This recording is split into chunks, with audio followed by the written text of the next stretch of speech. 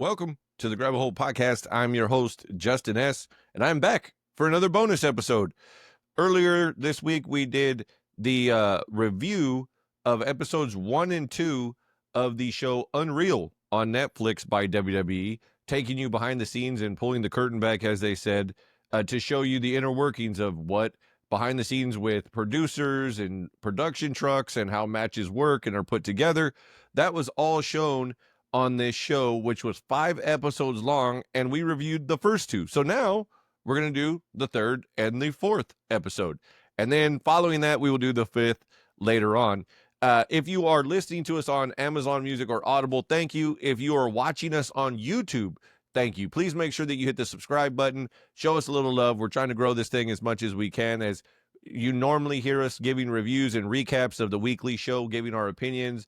SummerSlam is this week. At the time that this drops, by that time we'll have already recorded the episode that you will see that has our predictions for SummerSlam this weekend for the biggest party of the summer. So please make sure that you hit that subscribe button and the like, so that way we can continue to grow this. You get the episodes as soon as they drop. We get a little love, and we keep doing this thing for you. Normally, I have at least one co-host with me, if not 2, and we go back and forth and kind of debate and kind of go off of topics based on what's going on in that week in wrestling. But at the moment, I'm doing these bonus episodes as a review of the show Unreal. So as we covered in the first 2 episodes, there is an in-depth look of what the gorilla position is and what things were as far as certain focal points and narratives that are driven in each episode. And each of them are titled, the first one being the new era, the second one being titled The Push. And they kind of focus on certain people as they travel through a certain time period of November, December of last year through WrestleMania in late April. This one in particular was called Worth the Wait for the 3rd episode. The focal points were Bianca, Chelsea Green, and Charlotte Flair. They start with Chelsea Green and her backstory of how she lost her job with WWE originally. They show her breaking her arm. They show her going through NXT a little bit, and they show her breaking her wrist again in her arm. And they show how that all went, and she explains that she called Hunter and got her job back. And they show her in November going into Survivor Series because it was in Vancouver last year, which is her hometown. So she had people coming. There was a lot of people that were excited for her, only to find out that she wasn't on the show. So they show her, up in a box watching War Games and having to watch a show in her own hometown where her family were hoping to see her, only to be disappointed with the fact that she was not on the show at all. They talk about her being somebody who takes pride in never saying no, and that she usually does just about anything. And if you've seen Chelsea Green in WWE since she's come over and returned in these last couple years, she's been on another level, whether it's been the comedy stuff that she's driven, whether it's been taking bumps, which they showed the Money in the Bank bump that she took perfectly when Tiffany Stratton originally won it last year. She just makes everything count and maximizes her minutes, I guess is the best way I could say it. And I'm glad that they highlighted her in this show where she talks about all the things that she said yes to. And, we get to dress up and be assholes, and I like it, was her quote. So it was very cool to see that they highlighted her in this. They talk about her getting her opportunity to win the United States Women's Championship as the first one on a Saturday night's main event that took place earlier this year. And they show her going over some stuff with Shane Helms, the Hurricane, and they show her going over a leg drop, which they kind of wanted her to be to do as the finish of the match that she had with Michin. And she does it, and she's like, I don't know, I think I should use the finish I already used. And they show her practice it on a crash pad, and as she does it, she's like, fuck, I just peed myself. So there's already like some hilarity to that. They talk about like what she's done and how that goes, and they show at one point later on in the episode Ed Koskey, who's one of the creative people, talking about the Women's Royal Rumble and how it would be hilarious that if they had 2 women left in the ring when number 30 still to come out, and that the 2 women in the ring double eliminated each other, and Chelsea Green's number 30, and she just walks in, and as soon as she gets in the ring, she's the winner. So they were even laughing and having fun with that. I'm glad that they highlighted her here and gave her her moment and showed all the things that they showed with the women's United States Championship win and what her gear looked like and how she makes her gear. They went into all these things, which was really cool. And I'm glad that they gave her some love. They showed Charlotte Flair and they gave her backstory with her father, Rick, and how, the first time she was on camera was his retirement match at WrestleMania 24. And they showed the importance of what that name carries and how her brother, who unfortunately passed away due to addiction, impacted her wrestling career and what she thought about it. And then they go on to show her knee being blown out with Asuka in December of 23, and how, that was very damaging. And they show the surgery that it was damaging to her confidence and it's damaging to her abilities to come back from something like that. And they kind of just highlight her slightly. The main focal point is her and what she's going to be coming back to, which would be the Women's Royal Rumble. She was a surprise entrant in the Rumble and would go on to win the Women's Royal Rumble with Roxanne Perez and Nia Jax being the last two in the match with her. There was definitely an initial big pop for her at the Rumble, but it wasn't anything crazy as Alexa Bliss got the biggest pop of the night. But you could tell for her confidence, it was good. She was emotional backstage. The women's locker room welcomed her backstage, that they were clapping for her and telling her, welcome back. She was very emotional and even in tears, talking to Hunter about, being happy to be back and him telling her that he was proud of her for where she's gotten to. And then they show the sequence similar to the men. They show some pretty cool sequences of the women and how it goes spot to spot, person to person without, any problems of we have to watch the entrance ramp. Oh, we got to do this. It was pretty seamless in how they did all of it. And it looked really good and really cool. And like I said, during the men's section of when they showed that in the first two episodes, it was another thing where it just shows the skill set and the production of who WWE's partners are and what they're trying to do and how they can make things even now make you go, oh, after all the content that they produce, they still have tricks up their sleeve, which is pretty awesome. They would also show Bianca Belair and her journey to WrestleMania through the Elimination Chamber and how that played out with her and Jade and Naomi and what that story had been about how she was partners with Jade. Jade gets attacked because she was hurt for real. And then how they twisted that story to make people believe that it was Liv and Raquel, but it was really Naomi was the problem, and that Jade attacks her and she's got to, show all of her emotion of how sad and upset she is and how crazy that is. And she did such an excellent job. They showed the highlights of the chamber of her, freaking out in the chamber as this was all happening.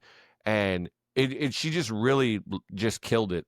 And they show, some of the women's match as far as the chamber goes. They show that, the creative of how they got to the attacker of Jade and in Road Dogg's in this meeting, and they talk about him cowering away. They show the ladies before they go to the chamber that a handful of them are in a group prayer before they go out. And then they break down the chamber and how the ring is laid out and the pods and the explanation of it and the production of it, including the beginning of Jade's attack of, again, producers talking to production trucks. And that's, how it's all going.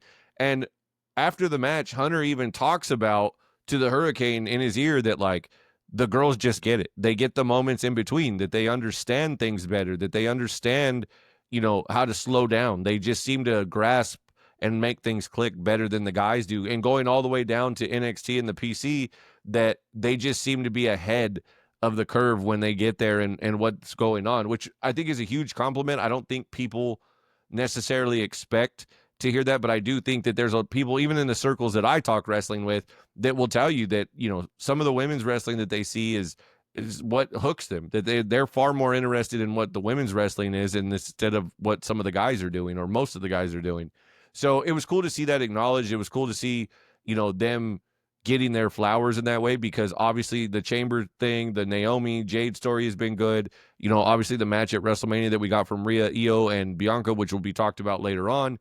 All those things were a big deal. And I thought that they did a good job of making people who you would expect in Charlotte as a focal point, somebody who in Chelsea you wouldn't expect as a focal point, and then somebody in Bianca who you gave a reason to follow with the story on TV. It wasn't just return of an injury. It wasn't just somebody that most people don't expect to see, but it was somebody who had a story. So they did a good job of using all three ladies and from different reasons and different focal points. And I thought it was really good. They even showed during the match Bianca doing her hair whip and how that left a mark on Alexa or Liv rather, and what that looked like. And I just thought that this was really a cool way to make these ladies and the women's division a focal point and give them their flowers. It really, to me, stood out from the fact that, these three are three different people. Charlotte's supposed to be the blue chip, legacy wrestler. Chelsea Green is somebody who people before WWE weren't super familiar with. She did some TNA stuff. She was at All In. So, I mean, there was some stuff that people seen her at, but she wasn't super well known. And, most people know her before her recent run as, Matt Cardona, AKA or FKA, Zack Ryder's wife. And so now to see her in her own light, get her own flowers, and stand on her own name is pretty fucking awesome. And like I said, Bianca, she's a blue chip athlete, but to see what she's done, they talk about her undefeated streak at WrestleMania after she wins the Chamber and how important that's been and what she's doing and how this is all gone. So I'm glad that they gave them the flowers and gave them their opportunity to kind of shine a little more than what, some of them would normally get, because like I said, there was a pretty distinct vision of what they were trying to do by the time they got to the end of this series of 5 episodes and the WrestleMania episode at the end. So I thought episode 3 was really good. I thought it showed a very real side of Charlotte. I think this will play well into what she's doing with Alexa right now on TV. People are starting to feel her again as a positive thing because she's working with Alexa and what they're trying to do.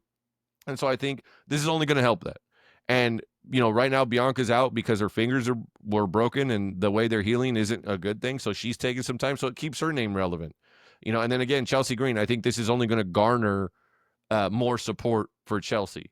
And to see how different, one of the things I do want to point out before I move on to the next episode was how much more it looks like. And I don't want to say that it's always like this, because obviously this is a show that is edited and, there's production value to the whole thing. But the women's division of being supportive of each other seems to be different from the men. That there are guys that support each other, but we're literally talking about like half of a locker room or a whole locker room waiting for some of these ladies to either come through the curtain or go all the way to the back, where they're standing there ready to show them love, give them hugs, tell them good job, see if they need anything, all that type of stuff. So kudos to them. Very cool. I thought it was a great episode, and it was a nice change of pace because of what they were showing. It was like, oh, it's Cena, it's Rollins, it's Cody, and it's like, okay, yeah, no, I get all that, but like, what about some of the other stuff that like maybe we weren't trying to pay as close of attention to at the time, but now looking back, it was like, oh, like that was cool that was going on, or oh, that was cool that this was the conversations they were having. So very cool about that. Episode 4 was deemed the heel turn, which this is probably the one most people are going to look at and probably analyze and overanalyze for that matter. The focal points were obviously The Rock, Cody, John Cena, some Travis Scott sprinkled in there, of how they got to the eventual Cena heel turn and how that all went down at Elimination Chamber. They break down the idea of that they reached out to The Rock about being around. They talked about how, The Rock doing the whole, I want your soul line to Cody was confusing to fans and that they were unsure. And I will say that, WWE, and I don't know how real this is as far as what they're saying on camera versus what's going on, but they kept saying like, oh, we knew like that the fans were confused. We knew that they didn't understand the soul line, and that was okay because where we were headed was going to change all that. And I don't think that it really did. They show Michael Hayes and Xavier Woods break down the importance of having a good heel or quote unquote bad guys that help draw interest to a match, that a good guy or a quote unquote baby face can't be as good as they potentially could be if they don't have good heels that help make those things come together and make people, have a vested interest. And Michael Hayes talks about, he made a lot of money being a bad guy, taking pins in the end of a lot of feuds. Hunter talks, and I think Hunter made a good point here. He said the hardest part of wrestling today is giving people a surprise, because there's so much access, including this show now, to what goes on in the inner workings behind the scenes. Obviously, we're not sitting in a creative meeting, but this episode, or this podcast rather, that I do every week with my friends is predicated on our, speculation and our understanding of 30 plus years of my fandom as a fan, and, anywhere from 15 to 20 years beyond that between the other guys. So we all love to wildly speculate and try to, read things and hope that we know what's going on. But I tend to like things like right now they're currently doing something with Seth Rollins where you're getting these unsure of, there was multiple conflicting reports that the knee injury that he has is a work, it's not real. Then people said, no, it's much more real than you think. And there's this back and forth. And I feel like this is a modern kayfabe situation. And if WWE used it that way and he shows up this weekend at SummerSlam, then kudos to WWE for figuring out how to still give people a surprise and work the audience with kayfabe. I dig it. I think that it's a cool thing to do. I'm not mad at it at all. But I did like that Hunter pointed out that, hey, this is hard to do. We have to keep this tight. And they break down the phone calls of how they pitched it and walk through it, from calls to Nick Khan, from calls to The Rock, to Cody, to Travis, to, John, all this stuff. And they break down that. And then they get into the point being that it was Bruce's idea. And then The Rock talks about how the original plan, I assume, because they don't say this at the time, but I assume, is because at the time they didn't know that Kevin Owens was going to need surgery on his neck and was going to, be banged up the way that he was, that they wanted Cody to turn him down at Chamber. And then there's an impromptu match that gets Owens out, and Owens is the guy that's aligned with The Rock, and he walks out the WWE champion out of Elimination Chamber. Which was interesting. I thought that was an interesting idea. I liked the idea of Owens' character at the time and what they were doing as being The Rock's corporate champion, because that would be far different than anything Owens had ever done to this point as far as being a company corporate type character. They give, all these conversations. Oh, we talked to him about this. We talked to him about that. And then they show the ringside. And this to me was something that I was surprised that they showed so clearly, is that all the competitors for the men's chamber match were sitting ringside, and it's showing Punk's idea of laying out what he thinks would help with the finish of like where John would be, where Seth would be, and how they get to that finish of, the stomp on Punk and Cena taking advantage of it and seeing it all go down. And I thought that was interesting, because that's probably, one of the things that people kind of understand that happens, but they don't want to tell everybody that. So I think that that's interesting that they went with that and actually showed all of that. They would go on to show Rock and Hunter talk in the aisleway before Chamber, and he basically says like, hey, what's your thoughts? And like, he kind of has to spoon feed Rock about like, what do you want to do, or how do you want to go about this, and walk through it. And one of the things that I hope people see, and I hope they pick up on, he talks about what Cena's position with The Rock is supposed to be. Once he turns, he does the throat slit, all that shit. What is John's connection to The Rock? And The Rock says, it's not about souls. It's not about anything else. It's just business. That like basically Cody didn't take that chance, but I will. And he went after it. I don't hate that idea, but the problem that I have with it is that WWE didn't do a good job of explaining that. They just dropped it because The Rock disappeared. So you heard Cena say, I didn't sell my soul, but there's no explanation that it was business. I saw what Cody wouldn't do, so I did it. I knew what I needed to do, and it was right there, so I took it. Like, that was a whole thing. And it, like, they didn't prompt it as like, The Rock didn't get Cody who he wanted, but he could get John. And that's what happened, is they made a connection and it was there. They didn't explain that at all, even though that's the conversation that Rock and Hunter had in the aisleway. So I thought that was something that was a interesting piece of it. And they go over like the physicality of it, of like, they're going to have John beat him up. They're going to have Travis hold his hands and all that stuff.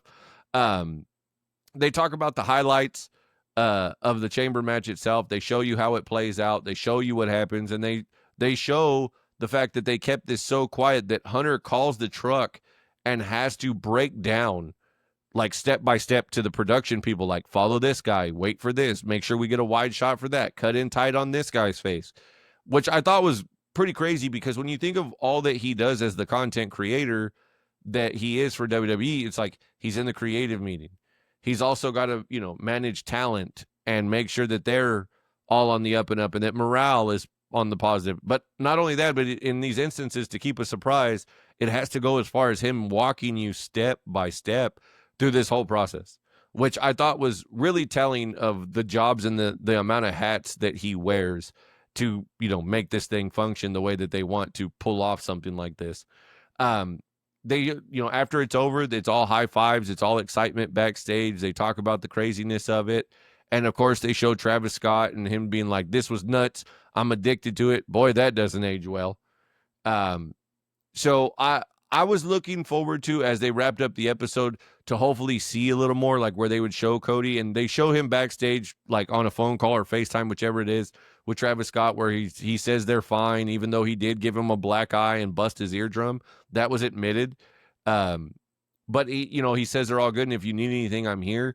So I feel like WWE definitely expanded all of the resources they had to Travis Scott, and he just didn't want it. Whether that was a schedule conflict is why he didn't want it, or because he wasn't committed to it, because he was scared and he didn't want it, whatever the case may be, he clearly didn't take advantage of an opportunity that many people, not just in the, quote unquote civilian world that like myself and so many others, but including other famous people that would wish they had a chance to do what he got to do or what Jelly Roll's about to do this weekend. So I thought that was interesting.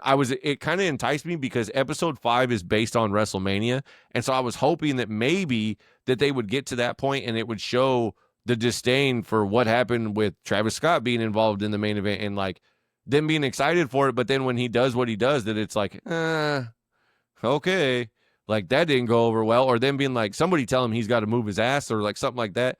So I was intrigued to see what was going to happen. And I thought that these 2 episodes, like I said, the girls episode was really, really solid. I really liked that. And then this episode was one where you went, okay, let's see what was all behind this heel turn. How deep does this go?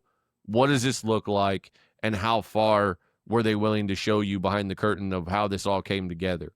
And the way that they timed it, dropping, all these episodes in a binge type way of all 5 at once, leading into the week of SummerSlam with John taking on Cody again, was obviously well placed and by design. So I thought that was fun.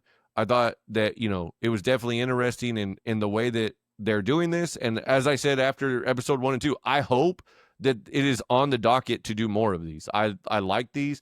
It doesn't pull the curtain back as much as, I was worried, but it definitely shows you something. Like, I look at a character like a Charlotte Flair and go, I don't care about how many times she's been divorced. That's not my business. Even though Tiffany Stratton used that in a promo segment, like they showed, the fact that Tiffany had to apologize because she went off the rails.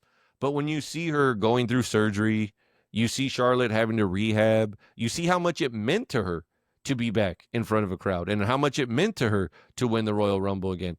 That makes me invest in Charlotte Flair, which I think is a testament to what we talk about a lot, which is that, when you're invested in people and those people show you their real personality, whether that's turned up or just their own personal, emotional and physical investment in this business and in this sport that we seem to, get wrapped up in so well, that it makes you care more. And when you care more, you want to see more. You want to see more of it, whether that's care in a way of like, I hope they get what's coming to them, or that's care in like this instance with Charlotte, where you go, man, I feel for that. Like, if you're somebody who's had to deal with a major injury similar to hers, you go, man, I know how hard that struggle is. And if you've never had that injury, you go, oh man, look at how much this means to her. Look at how hard that was. So I'm glad they did that in this way. And I hope that there's more of these to come because of that. I appreciate all of you listening to these. As I said, we have dropped the predictions for SummerSlam's episode already by the time that this drops. I will be reviewing the last episode, which is completely revolving around WrestleMania and everything that comes with that. So if you are listening to us on Amazon Music or Audible, once again, thank you. Please make sure that you hit the bell, the heart, whatever it is, to make sure that you get these as soon as they drop. If you're watching on Spotify and or YouTube. Please make sure that you subscribe. Please make sure that you like, and that way we can continue to grow this thing so I can keep doing this stuff and eventually, fingers crossed, maybe quit my regular job so that way I can do this as my job and talk wrestling for a living, like so many of us wish that we could do. I appreciate you listening to this week's bonus episodes, including this one, and we still got one more. So be on the lookout for the review of episode 5 titled WrestleMania. We'll see you next time on another episode of the Grab a Hold podcast.